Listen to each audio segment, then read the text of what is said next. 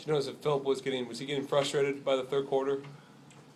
I don't know. I mean, I was just dazed by how we were just had to keep having all those 3 and outs, and you know, coach made a lot of changes with me going in a series and trying to get the run game going on, but he put Max in, and like I said, we just couldn't get nothing going on offense. Coming into that game, were you guys trying to shy away from those runs up the middle and open up on the edges more? Was that kind of the game plan heading in?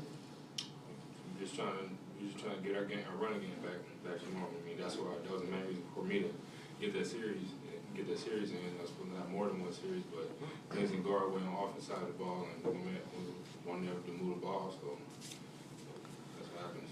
Some of the struggles in the pass game, did you think that, how much of that was miscommunication, you think, between Philip and the receivers, or were the receivers were you guys getting beat off the line?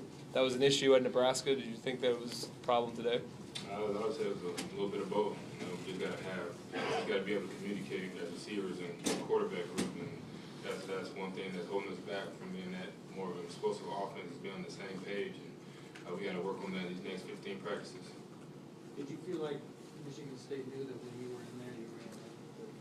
Oh yeah, without a doubt. I mean, they were sitting in blitzing. They made an adjustment at halftime, and they figured that moment on. Once I got the ball, when I was getting at quarterback, then they were going to load up the box.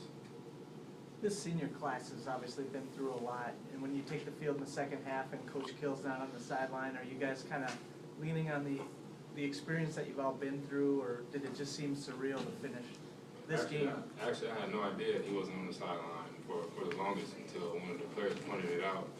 I had no idea what happened to him, but so I kind of put 2 and 2 together once our DB's coach started breaking us down and giving us our pep talk. But like I said, like you said, the seniors been through a lot on this team, and that's something we got to be able to overcome, and just let the younger guys know that things happen in football, and you just got to be able to overcome them.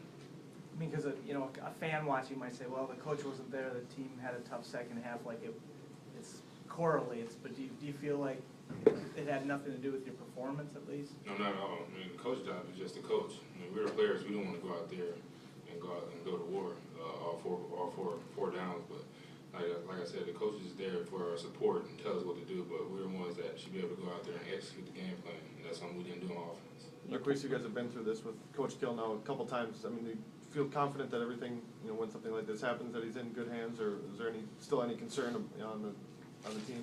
I mean, it's kind of you really don't know. I mean, I feel more confident since the first time it happened, but anytime you see him go down, you still have that scare in the back of your head of what's going to happen. But like I said, Coach Kill, he's been through this more than once, and he's battled back. And he most likely probably might end up being our Bengal tomorrow. Who knows? It's just the type of guy Coach Kill is.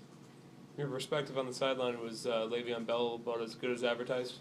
I mean, he's a big, quick guy. I mean, he can be able to make guys miss. He's going to have a good future. I didn't realize he was only a junior either, so he's going to be good for that team.